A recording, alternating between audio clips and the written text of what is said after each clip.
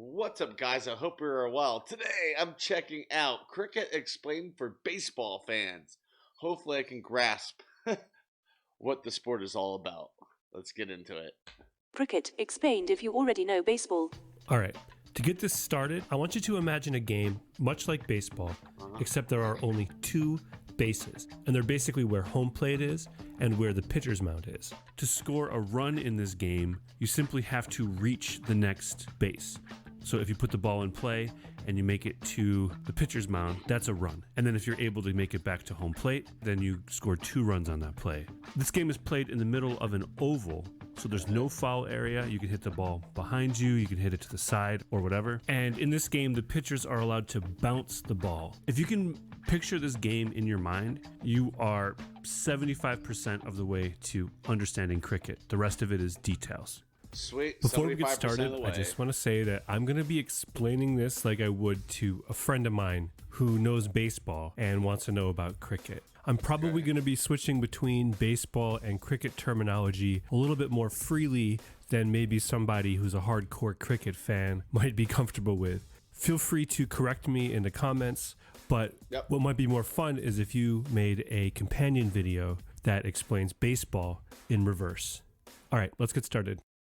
Basic gameplay. So cricket is a game played between two teams of 11 players. Killed it. When a team is fielding, all 11 of its players are on the field at the same time. 9 players are out in the field at the various positions, and then there's one bowler, who is basically the pitcher, and one wicketkeeper, who is basically the catcher. And then the team that is batting has 2 players at bat at any given time. These batters stand at opposite ends of the pitch, which is a narrow rectangle that's in the middle of the oval that is the cricket field. At the ends of the pitch are 2 wickets, which are these little structures that have 3 stumps and 2 bails. The stumps are the 3 pieces of wood that are in the ground, and the bails are these 2 little pieces of wood that rest on top of the stumps. A play begins when the bowler, which is basically the pitcher, bowls the ball to the batter.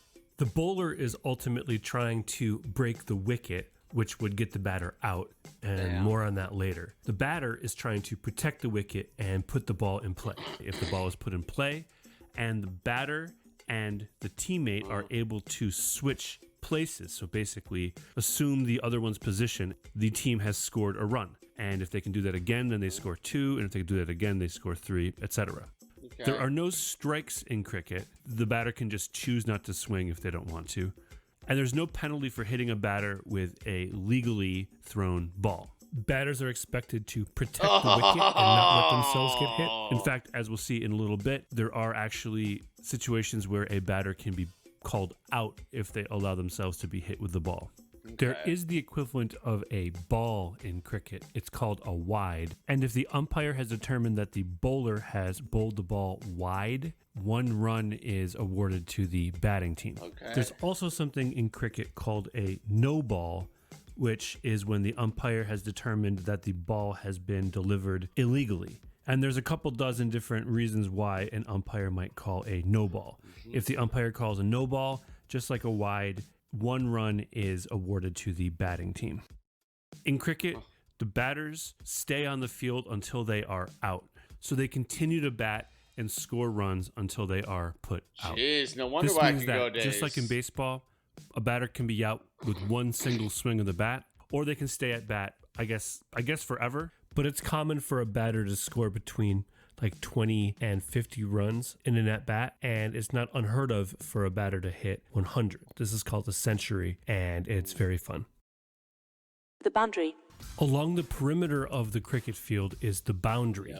This can be a rope or a little cushion type thing, or it could be a short fence or a wall. When a ball is put in play and it reaches or goes past the boundary, that is called a boundary. A ball that rolls and hits or passes the boundary or bounces over the boundary like a ground rule double is worth 4 runs for the batting team. A ball that is hit over the boundary, so basically like a home run, is worth 6 runs for the batting team. Okay. Starting to get it a Outs. little bit. There are several ways that a batter or runner can get put out in cricket, and they boil down to two basic categories. A batter can be caught out, which is just like baseball. They hit a ball in the air and a fielder catches it.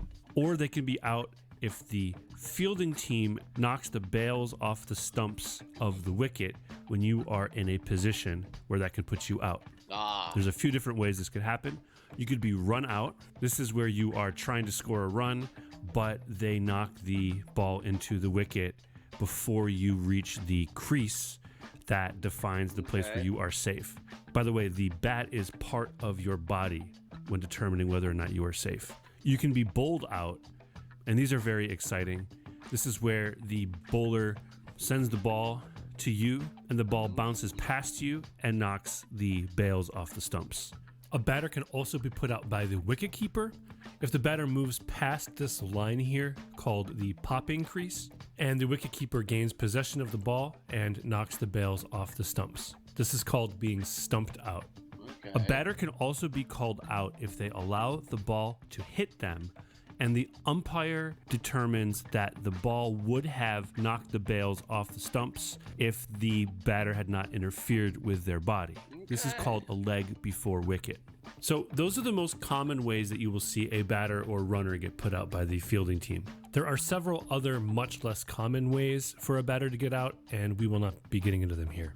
One major difference between baseball and cricket is in cricket, if the fielding team thinks that they have gotten a batter or runner out, they first have to appeal to the umpire, who will confirm whether or not the batter or runner is out. So if a batter or runner would be out, but no one on the fielding team notices it, then play just continues, and the umpire will not just call them out. When a player is put out, the bowling and fielding team is said to have taken the wicket, and the batting and running team is said to have lost the wicket. Okay. Overs. Each series of 6 pitches or deliveries, which are called balls, is called an over. Each over has only one bowler, and each bowler only bowls one over at a time.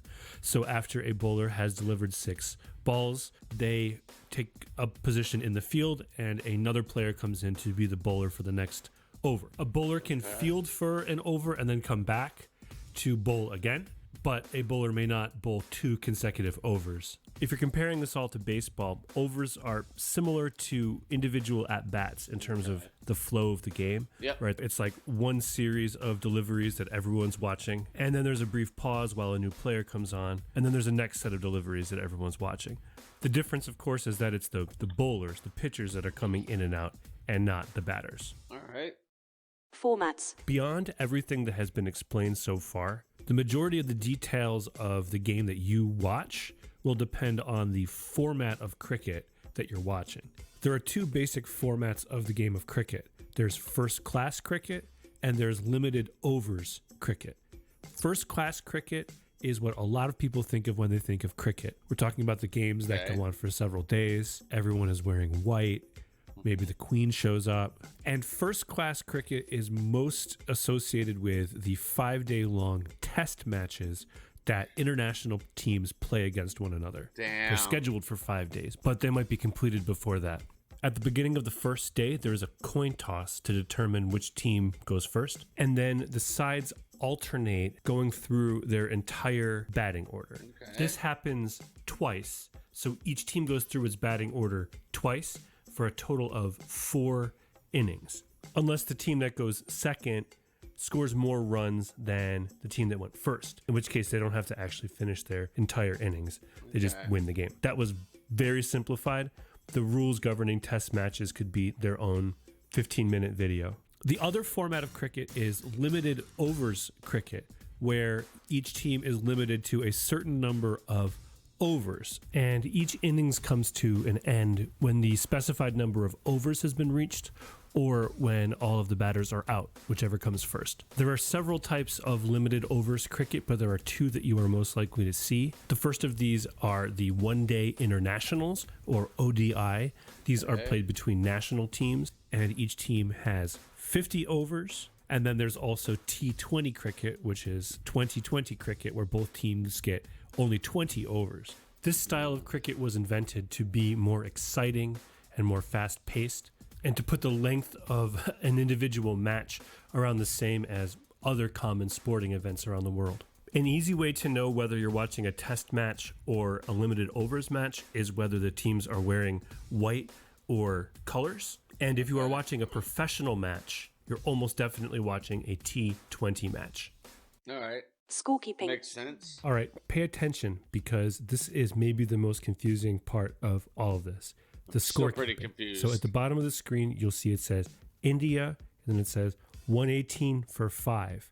This does not mean that the score is 118 runs to 5 runs. No, this means that India has scored 118 runs for 5 wickets, which means that 5 of their batters have been put out. Then it says first innings. So this is the first innings of this match. Then it says England 287. So that's how many runs England scored in their innings. And since this is a test match, both teams will play 2 innings. Then you've got information about the 2 batsmen that are currently up and how many runs they've scored so far. Then at the end, it says Broad 0 for 24. This means that Broad, the bowler, has taken 0 wickets so far and has allowed 24 runs. And then the 15 o'clock over there, that's just the time of the day. It's 3 p.m.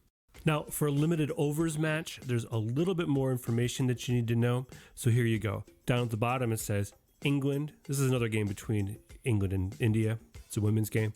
So it says England 103 for 4. So that means that they've scored 103 runs for 4 wickets.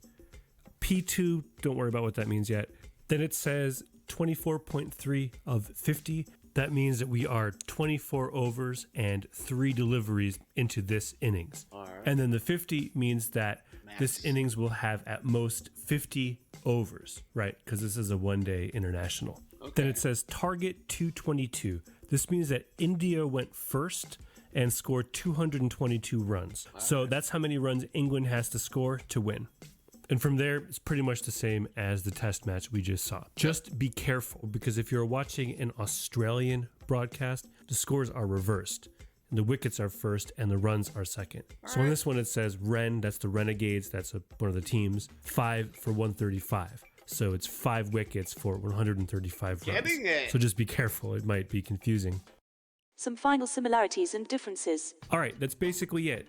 I thought that we would end this video with a few more similarities and differences between baseball and cricket. One major difference is that in cricket, if a ball is in play, the runners are not compelled to move, right? You only run if you think you can make a run.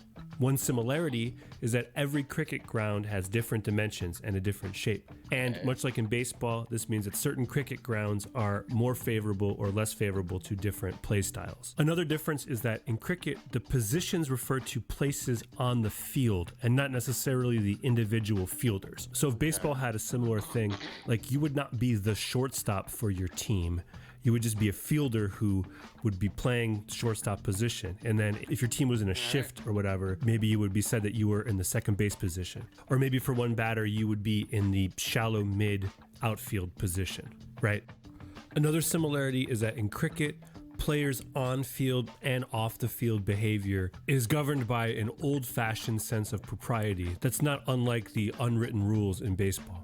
And the final difference that's probably become clear to you as you watch this video is that cricket is a much more international game than baseball. I don't mean to say that it is more popular in more countries than baseball, although this might also be true. What I mean by this is that international competitions, so competitions between national teams, are the norm.